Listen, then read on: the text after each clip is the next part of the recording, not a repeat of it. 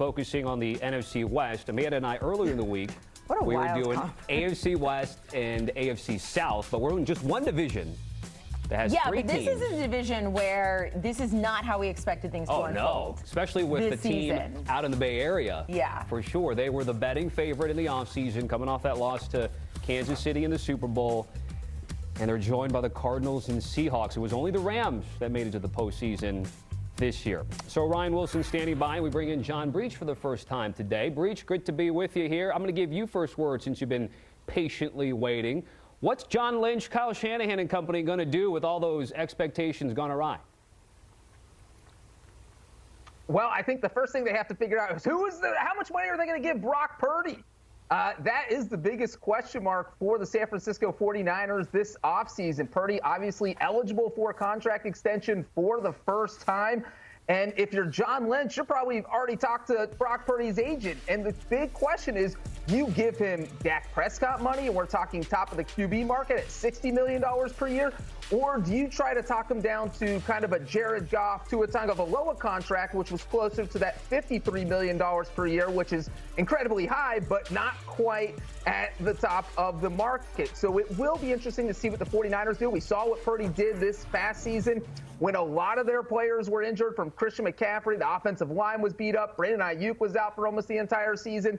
And obviously Purdy's progress went down a little bit. So maybe you're a little uncomfortable giving him $60 million. And then not just Brock Purdy, but you're going to have to rebuild your offensive line. This is a team that really has a lot of offensive questions. So I think that is where you start, is how do we make our offense better? Because that's their bread and butter. But let's not forget, they also need to hire a defensive coordinator, a special teams coordinator, and they have a couple free agents on defense they have to deal with. So this is going to be a huge offseason for the San Francisco 49ers. Breech, Robert Saleh, defensive coordinator, done. Brock Purdy, $58 million a year, done. Now, we got a lot of other things to do, right? We got to figure out the Trent Williams situation. The best left tackle in football when he's healthy and perhaps a little younger. Are you going to draft a left tackle or look to free agency for that? They have about what feels like 15 cornerbacks about to hit free agency. They re-upped Yamador Lenore. He's important to what they do, but they have a lot of other needs there. And, Tommy, they could even draft a running back if they wanted to, if Ashton Genty should happen to be there. Christian McCaffrey coming off that injury-plagued year, and you wonder if he'll ever bounce back to form. But if you're asking me what they should do, I would take Jahad Campbell. He plays at Alabama, just declared for the draft, plays a little off-ball linebacker, plays a little edge rush. It looks like they're going to be without Drake Greenlaw going forward.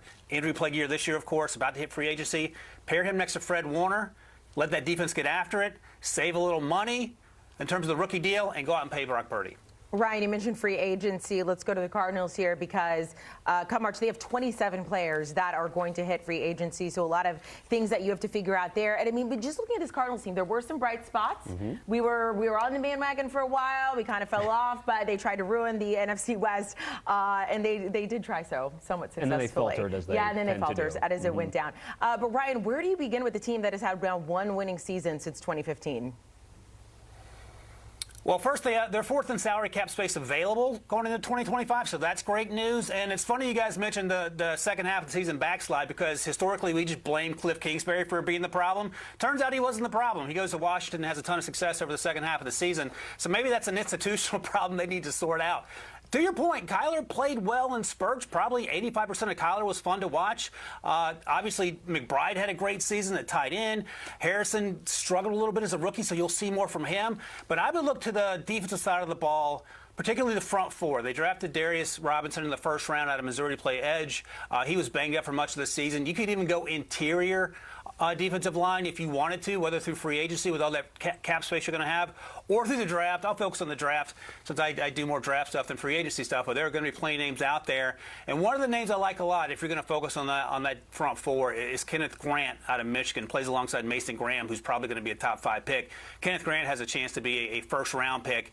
330 pounds, put him next to Darius Robinson, and then you can get after a little bit on that front seven heading into next season. Yeah, Wilson, I'm glad you mentioned that front four, because I do think that's where Jonathan Gannon's going to focus. This is a former defensive coordinator. He wants to win games by building his defense. Yes, they do have potential to have a very high-powered offense. You mentioned Trey McBride, Kyler Murray. The offense is looking good. Maybe you add a receiver to complement Marvin Harrison Jr. That's what you need as far as the offensive weapons go. The offensive line, you might want to look there for a little bit of help in free agency because they have a couple of guys that are going to be free agents. As Amanda mentioned, they have a bunch of guys that could be leaving. Will Hernandez, Kelvin Beachum among them.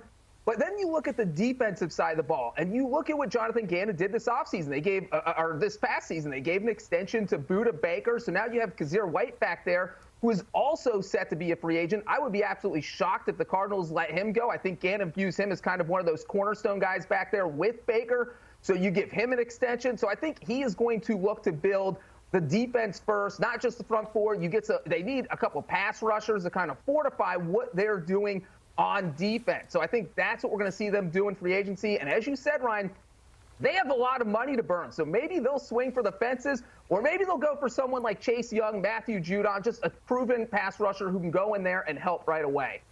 So let's get to the Seahawks, who gave the Rams the most resistance, but it would have been really nice to see a winner-take-all Week 18 matchup. Didn't happen, but still a lot to look out for next season for Seattle Breech. But in terms of year 2 for Mike Macdonald, what's the reason to be optimistic? What still needs to happen?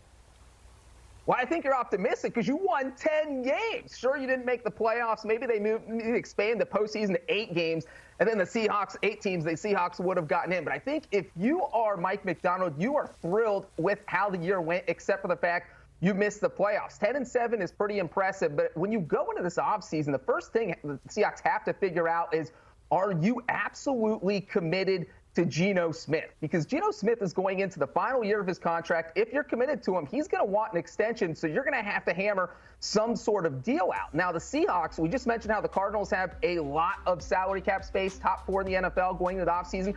Well, the Seahawks are the opposite. They are in the red. They are negative, so they don't have a lot of money to be spending when free agency rolls around. One way you could free up a lot of money is trading Geno Smith. So maybe if you are not tied to Geno Smith, you free up $31 million by sending him to another team. So that will be a big thing they have to figure out. And one thing that they also have to do is hire an offensive coordinator to figure out what quarterback they want. We saw them fire Ryan Grubb last week, so that will be an interesting hire to see what they do there. So I think that kind of getting that offense together and figure out what you want to be there, because this is a huge hire for Mike Macdonald to get that offensive coordinator right and figure out what you want to do with the quarterback. Yeah, and Breech, the thing is, you can also create some salary cap space by just giving Geno that new deal, or Eugene Cyril Smith III, very disrespectful you didn't call him that, and then spread that money out, and then you have a little more wiggle room this year. Look, this is sort of a weird thing to say because we know how good those wide receivers have been for so long, but they could be out of the DK Metcalf business. It felt like at times that Geno and DK weren't on the same page at various points in a couple series every game, and if that's the case, they could be targeting a wide receiver when their draft pick comes around. Now, I don't think they have the money, at least right now, for, say, a T. Higgins, for example, because he's going to get paid top dollar. But a Josh Palmer could be an option, or you could go to the draft. And if you're in the business of drafting a wide receiver, Luther Burden out of Missouri could be a possibility, or even a Colson Loveland, the tight end out of Michigan. Those could be cheaper options. And guys, Tommy and Amanda, one thing quickly. Monday, John Breech's birthday. Happy birthday. Happy early birthday. What are you going to do this weekend? Watch football, Amanda. Yeah, I figured as soon as those words came out of my mouth, that was the answer.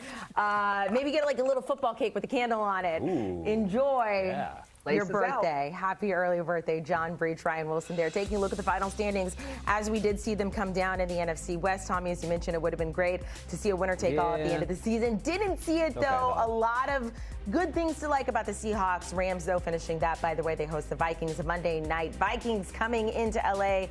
as a 2.5-point favorite. That one on neutral ground, playing in the Cardinals stadium, of course. That is, as soon as I said it, I am off my game today. No, it's all good. We're going to hit a break here on